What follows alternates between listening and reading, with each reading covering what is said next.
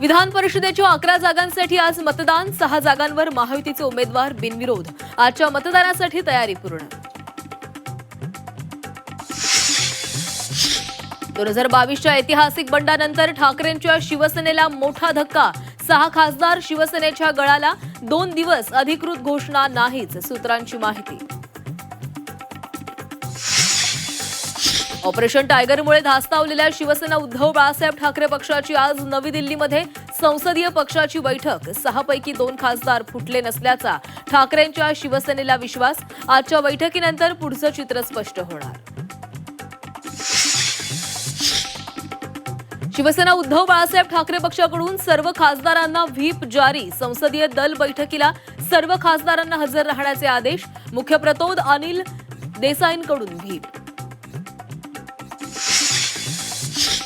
50 खोके एकदम ओकेच्या आरोपांची ठाकरेंच्या शिवसेनेकडून पुनरुच्चार. खासदारांसोबत 50 कोटींची डील झाल्याचा संजय राऊतांचा आरोप. तर फुटीर खासदारांबाबत आक्षेपार्ह भाषा वापरल्यानं राऊतांवर टीकेचा भडीमार.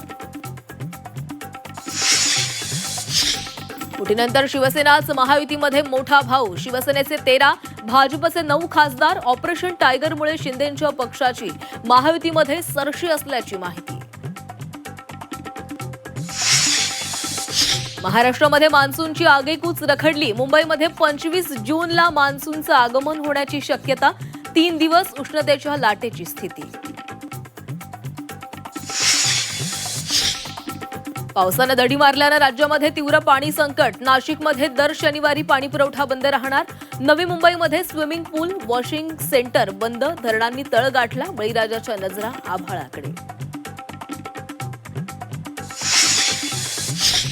16 महिन्यांनंतर पंतप्रधान मोदी आणि डोनाल्ड ट्रम्प यांची भेट. द्विपक्षीय चर्चेमध्ये युद्धासह अनेक मुद्द्यांवर चर्चा.